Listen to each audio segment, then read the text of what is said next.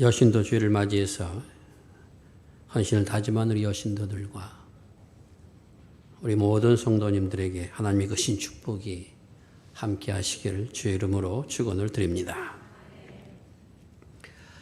스위스의 제네바시에 바스티용이라고 하는 공원이 있습니다.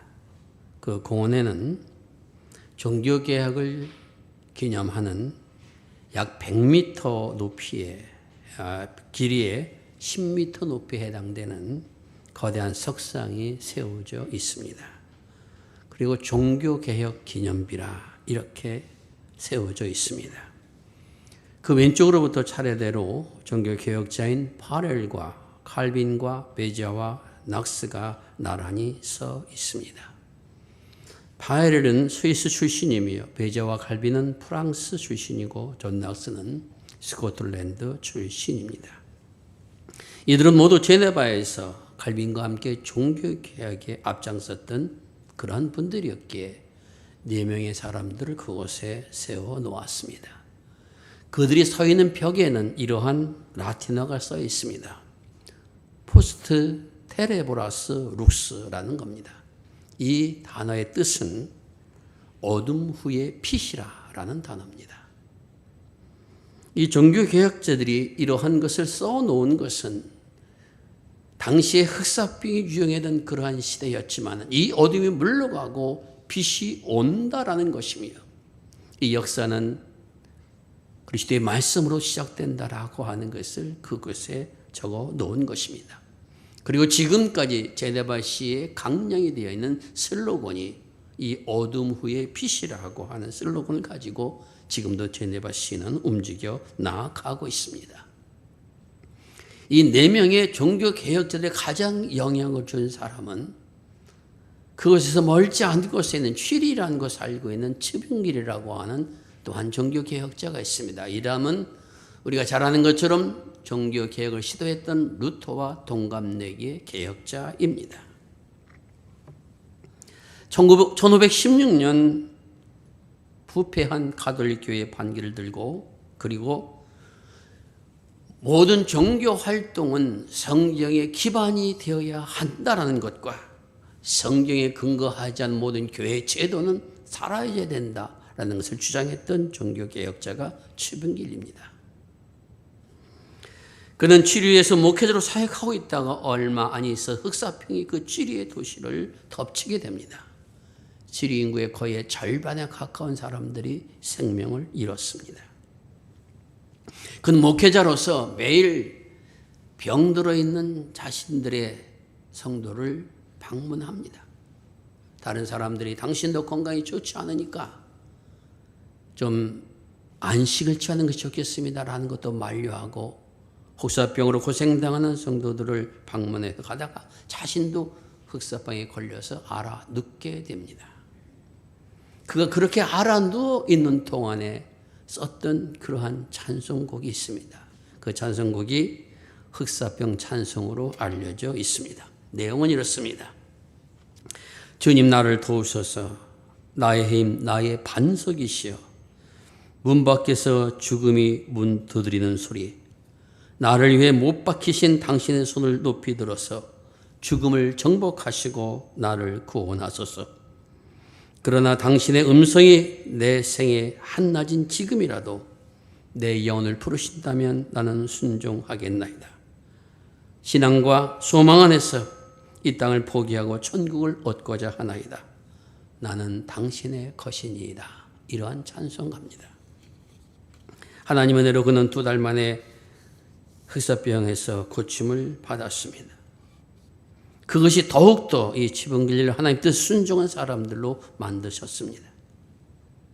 그는 세상이 어둠이 깊을수록 하나님을 믿는 사람들은 하나님을 믿는 교회는 이 어둠 속에서 빛이 드러난다는 사실을 증거하며 살아가야 된다라고 하는 것, 결국 어둠이 아니라 빛이 승리한다라는 사실을 드러내며 살아갔던 종교개혁자였으며 우리에게도 이러한 생활을 살 것을 또한 가르치고 설교했던 목회자였습니다.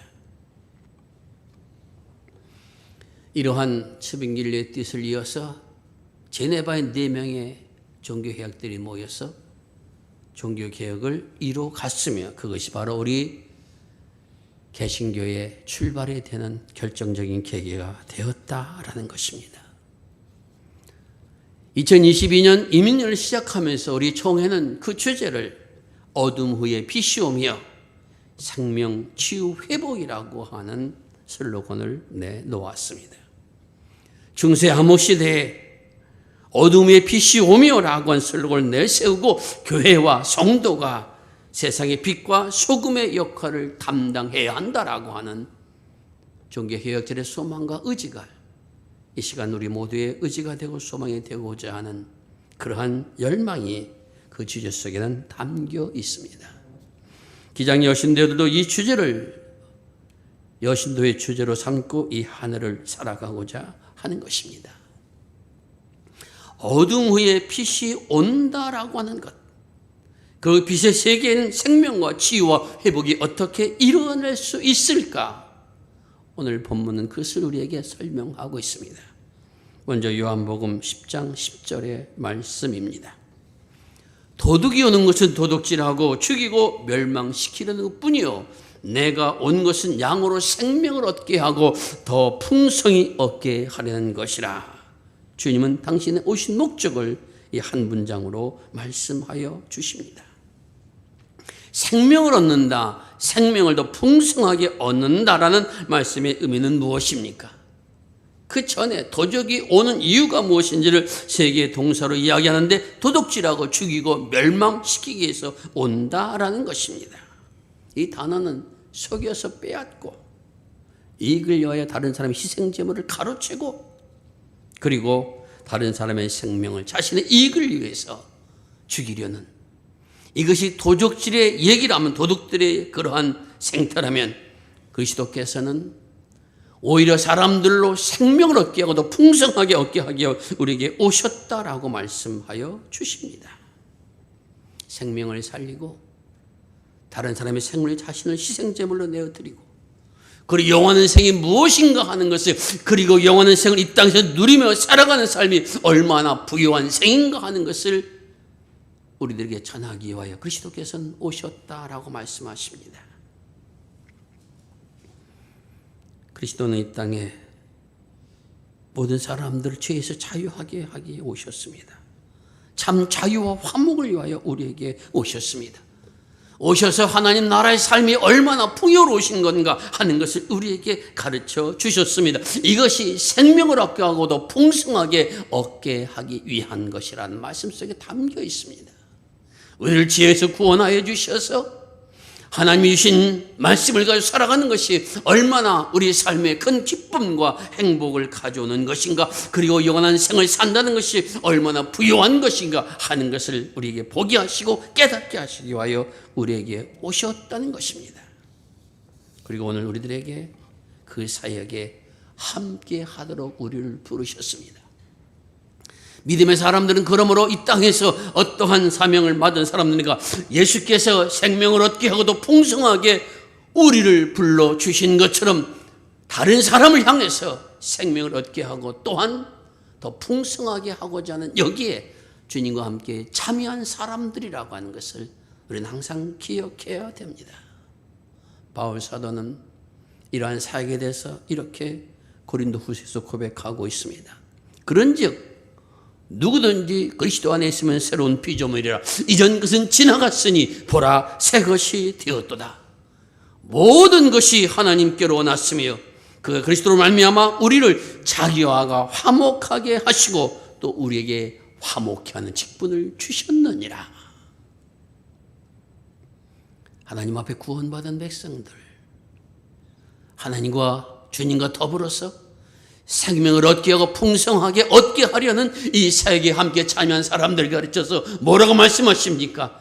너희는 새로운 피조물이라 말씀하십니다.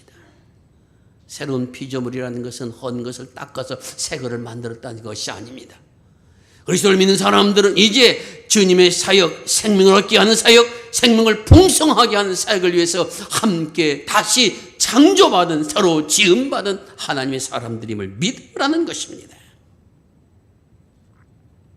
어떻게 우리가 어둠을 빛으로 바꿔 나갑니까? 먼저 우리 자신이 주님의 생명 사역에, 생명을 풍성한 사역에 불림받은 그리스도인이라는 믿음이 오늘 우리에게 있어야 된다는 것입니다. 그런 마음이 오늘 우리 속에 일어나야 된다는 겁니다. 나는 하나님의 이 구원의 사역에, 하나님의 생명의 사역에, 하나님 나라의 풍성한 은혜의 사역에 하나님 앞에 부름받은 하나님의 사람이요 이 사명을 가지고 살아간다라고 하는 이러한 마음들이, 이러한 결단들이 오늘 우리에게 있어야 된다는 것입니다.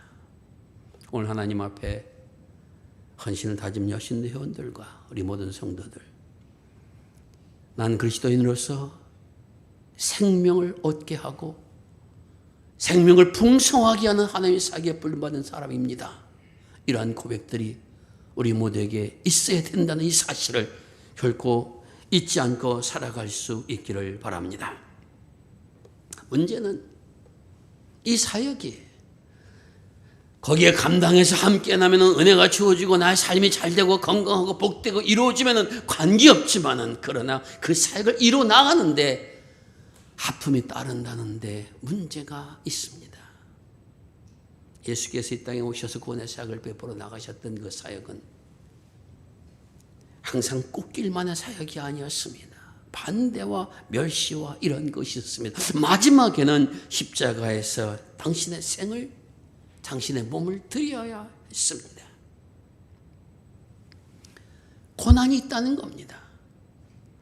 그런 고난 속에서 우리가 어떻게 생명을 살리고 그 풍성하게 하는 그 사역을 감당해 나갈 수 있겠는가? 로마서 8장 18절 19절에서 이렇게 우리에게 말씀하여 주고 계십니다. 현재의 고난은 장차 나타날 영광에 적기 비교할 수 없도다. 장차 우리가 겪을 고난들은 우리 앞에 이루어질 영광에 비교할 수 없도다라고 사도 바울은 우리에게 말씀하여 주십니다. 피조물이 고대하는 것은 하나님의 아들들이 나타나는 것이다 라고 말씀하십니다. 세상은 하나님의 아들들이 나타나기를 기다린다는 겁니다. 왜 하나님의 나타나는 아들들이 기다립니까?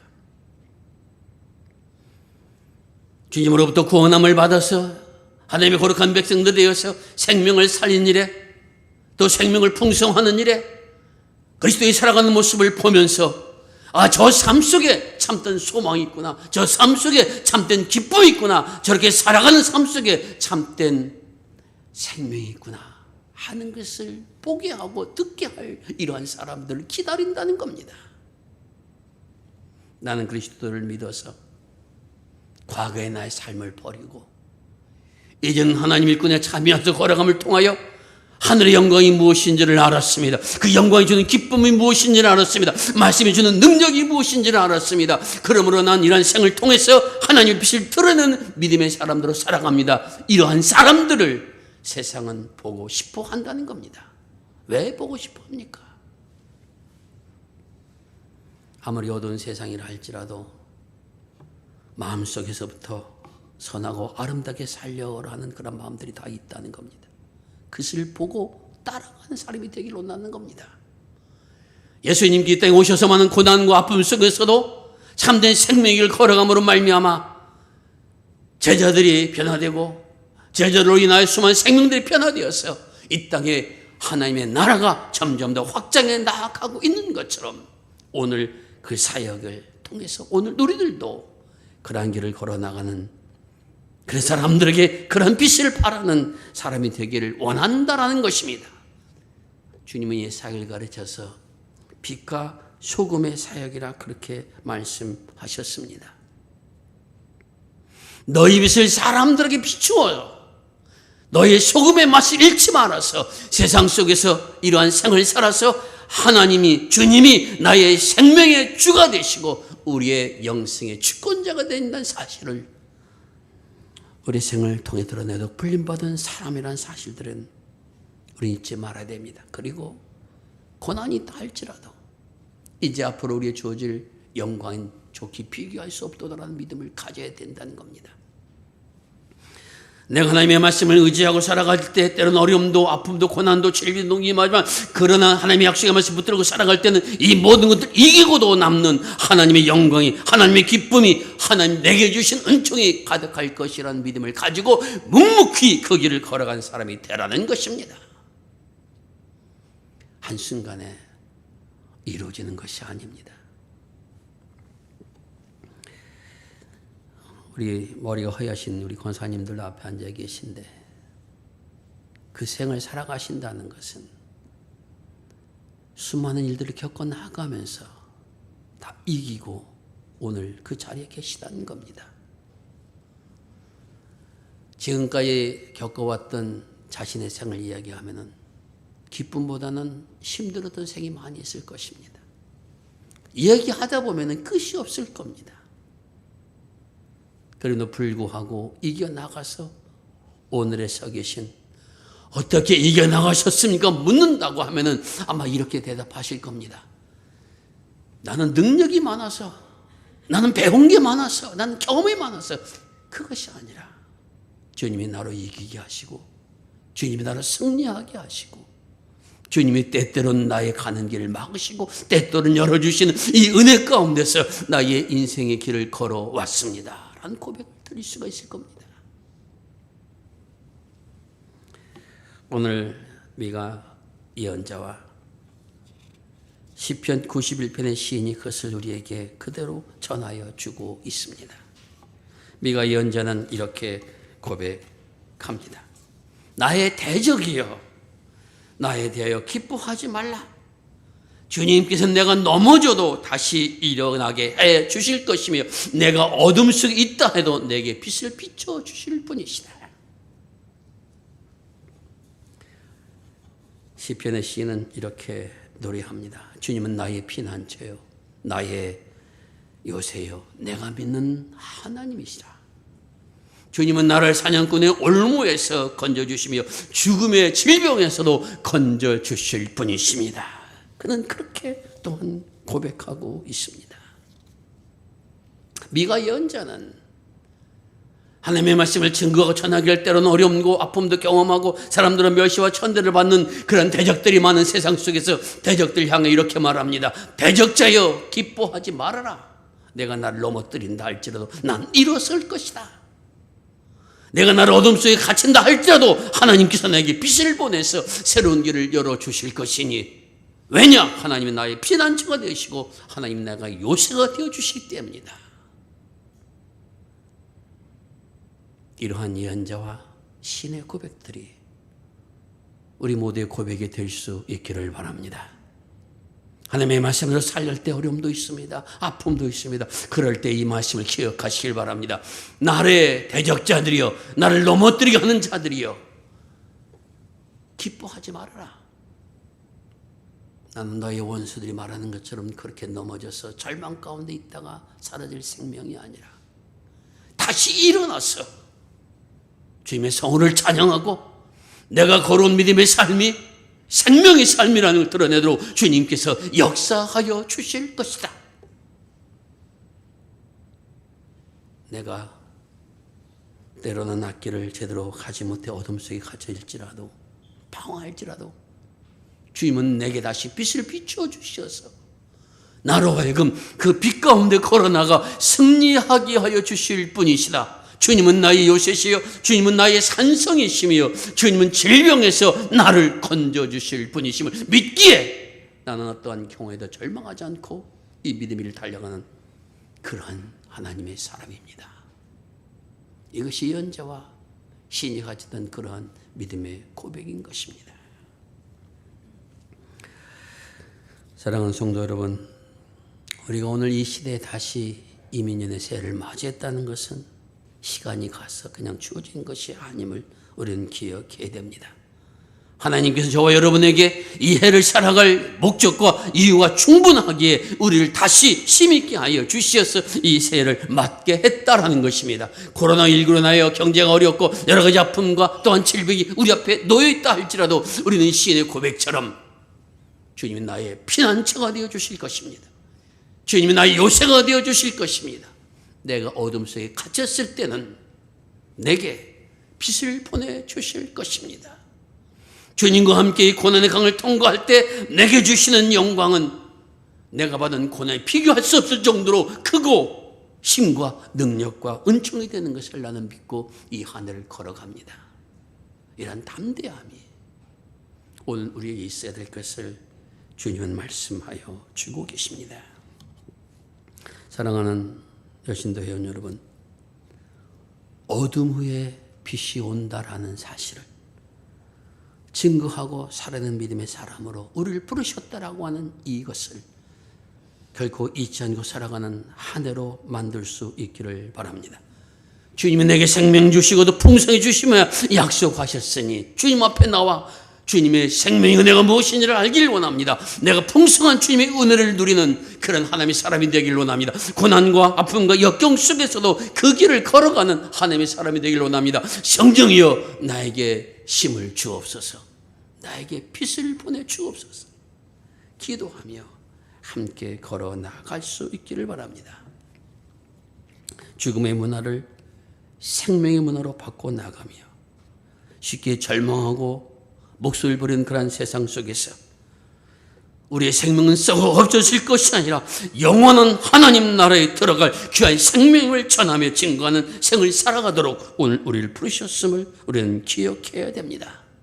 어려움과 환난이 만다 할지라도 의의 생을 잊어버리지 않고 세상을 향하여 빛으로 소금으로 살아가도록 우리를 부르시고 힘주시는 주를 믿고 나아가야 합니다.